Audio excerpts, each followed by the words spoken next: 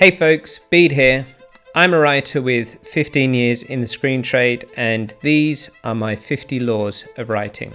These apply whether you're writing fiction or scripts, or whether your audience is a reader or a viewer, or both in the case of scripts, which in the first place are designed to be read, and whether you're an experienced writer or a newbie. Some of these laws you might know, but some of them you won't. Some of them you'll agree with, and some of them you might not, but all of them are designed to inspire you and unstick you when you're stuck, or just pick you up when you're in the depths of creative despair. So here it is, Bede's 50 laws of writing. Okay, so I've organized these into broad categories because, well, every good story needs structure. First up is the blank page, which covers the hardest part of all, starting. Next, I'll talk about author's voice, which might be the most crucial thing of all. After that, I'll talk about character, followed by big picture stuff in plot and structure, before getting into detail with the written word. Then I'll finish up with what I think is the next most important person after the writer, the audience. Stick around to the end because all have the potential to change the way you write. And for those who want to have these laws to hand or pinned to the wall, there's a link to the list in PDF form in the description, which you can download. Okay, let's dive in and start at the very beginning. Famously, a very good place to start. As a writer, you are responsible not only for producing something from nothing, but making it extraordinary. That can be paralyzing, so here are my laws of the blank page. The scariest moment is always just before you start. A reminder that the hardest part is often just beginning. Don't let fear of failure hold you back. As Ray Bradbury said, you only fail if you stop writing. If you want to be a writer, you must do two things above all others: read a lot and write a lot. Robert Louis Stevenson said he kept two books in his pocket always, one to read and one to write in. And as Stephen King said, if you don't have time to read, you don't have time to write. Amateurs sit and wait for inspiration. The rest of us just get up and go to work. Discipline and persistence will always beat waiting around for some elusive spark. As E.B. White said, a writer who waits for ideal conditions under which to work will die without putting a word on paper. Which leads neatly to write every day, even if it's just a little. Writing is a craft, and good writing is good discipline. Develop a daily writing ritual and it will pay you back with creative momentum. And quantity leads to quality. The more you write, the better you'll get, and the more likely you'll strike gold. If you only write a few things, sometimes you're doomed. Neuroses and self-doubt are a natural part of the creative process. Accept them and get to work. Discount the first idea that comes to mind, and the second, and the third, and the fourth, and the fifth, hell all the way up to 10. Keep going and you might just come up with something no one has ever done before. There are no good writers, there is only good writing. Good writers write bad, and even bad writers write good. Focus on the words and not yourself. Develop a strong support system. Do you have any friends who make fun of your writerly ambitions? Ray Bradbury's advice was, fire them without delay. Show me a good writer and I will show you someone with a distinctive point of view. These are my laws of the writer's voice. Writing is the way you speak. If you can't embrace the way you speak, you can't write. At least, you can't write uniquely. Honest, courageous writing is rare and valuable.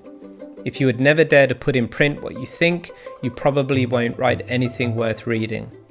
Avoid writing with a moral agenda. If a moral comes from the writing, all fine and good, but don't write thinking of teaching a lesson or you will write a bad story. Fiction is truth. Made-up stories, done right, reveal real truths about life and human nature, often more so than facts. Ground your story in honest insight. If it doesn't feel true, it won't resonate. Write the story you would like to read or see.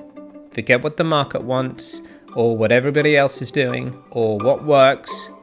Write what you are not getting to see. Write with passion and love.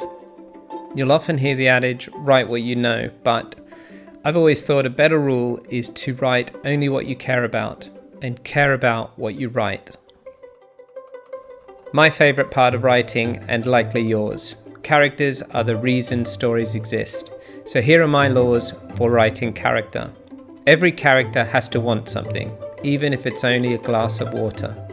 All stories are, at the end of the day, the quest of the hero to overcome those things which prevent him or her from achieving a specific, acute goal. True character is revealed through the choices individuals make under pressure. The greater the pressure, the greater the truth. Your audience develops relationships with characters, not plot. Story is about character, not plot. This is often misunderstood. The structure of a story is not the order scenes happen in. It is the stages of the evolution of the character. You don't have writer's block, you just don't know enough about your character. Nothing lets you know you've got an underdeveloped character more than writer's block, usually starting with what they want and what's stopping them getting it. Give your characters opinions. Characters who are passive or malleable are poison to the audience. Make your characters complicated, keep your story simple. We admire characters for trying more than for their successes. Create sympathy for your characters, then turn the monsters loose. As Kurt Vonnegut said, be a sadist. No matter how sweet and innocent your leading characters, make awful things happen to them in order that the reader or audience may see what they are made of. Take characters to the greatest depth of conflict imaginable within the story's own realm of probability. Here are the big picture laws where we zoom out and see the map, plot and structure. A good story cannot be devised, it has to be distilled. Raymond Chandler said this. He means don't construct plot in isolation. Compelling narratives arise organically from characters' actions. It's the difference between something feeling real and contrived. If the beats of your story are separated by the phrase "and then," you are not telling a story. Ensure the beats of your story are separated only by the words "but" or "therefore." Each beat must start because your character has a problem and culminate with them either thwarted or educated that another way exists. Enter the scene late, leave early. Begin scenes as close to the pivotal action as possible and conclude them before they reach full resolution, which goes for the whole story. Start late, finish early. Your audience will thank you for it. Embrace the unexpected. This is from Tarantino, who twice rewrote history because his story simply demanded it. A good story is like a good joke. It has a setup, a punchline, and a payoff. And just as the punchline is the most important part of a joke, so the ending is the most important part of a story. Every sentence must do one of two things: reveal character or advance the action. I know you can't believe this, neither can I. Look, just make that cool digression as much about character or plot as observation. Fixed. Simplify, focus, combine characters, and hop over detours. You'll feel like you're losing valuable stuff, but it sets you free. When you're stuck, make a list of what wouldn't happen next. The more you do it, the closer you'll get to what has to happen next. Coincidences to get characters into trouble are great. Coincidences to get them out of trouble are a hell no. Rob your characters of the ability to solve their own problems, and you'll rob yourself of your audience. The ending is more important than the middle, and the middle is more important than the beginning, and there's nothing more important than the ending. So even if the path has twists and turns, knowing where you're headed is key to keeping the narrative on track. Do not use false mystery or cheap surprise. If you mislead your audience with fake surprise and contrived plot twists, then afterwards they won't believe a word you say. The job of the writer is to make the audience wonder what happens next, not to explain to them what just happened or suggest to them what will happen. Every story needs an unanswered question that drives it. Otherwise, why would the reader or audience bother to keep going? Now we're getting into detail. The written word. These laws apply to prose, but also to scripts, which, as Tarantino reminds us, are written for the reader first. Because if your screenplay doesn't capture the reader, it's never getting turned into images. Know your story world as God knows this one. If you are going to create a believable narrative, be thorough in your world building and have a complete understanding of the setting. Skip over this at your peril. Don't use semicolons. Kurt Vonnegut said this. George Orwell said don't use a long word where a short one will do. And Stephen King said the road to hell is paved with adverbs. Keep your language lean and strong.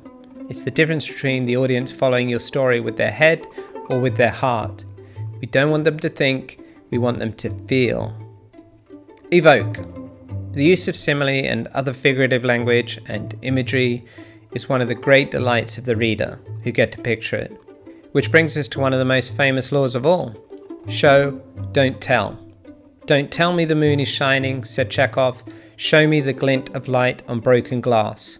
Or in Mamet's words, any time a character is telling another character what you, the writer, need the audience to know, the scene is a load of rubbish.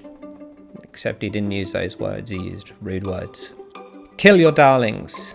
Be prepared to cut that amazing stuff you are so proud of if it doesn't serve the overall work.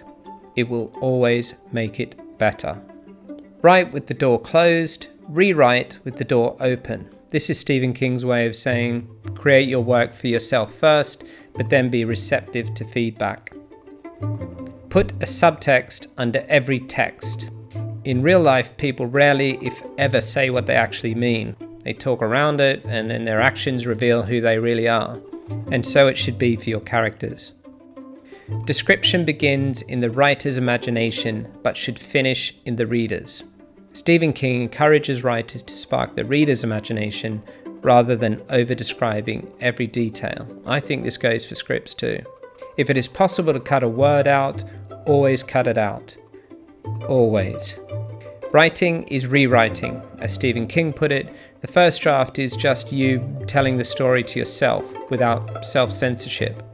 Write it with your heart, but when you come back to it, edit it with your head. Or as Hemingway put it, write drunk, edit sober. After the writer, the most important person in the writing process is the audience, and I personally believe they are more important. So these are the laws dedicated to them. Don't give the audience 4, give them 2 + 2. Allow them to piece together the full picture on their own. When people are invited to make connections themselves, the story becomes more engaging, more memorable, and personally resonant. If a scene bores you when you write it or read it back, rest assured it will bore your audience. Start again. Give the reader or audience at least one character he or she can root for. This is an example of where the writer must think of the audience over themselves. Write for one person, not everyone. As Kurt Vonnegut said, if you open a window and make love to the world, your story will get pneumonia. Your audience's time is precious. Don't waste it. They are the only thing that matters. Respect them or lose them.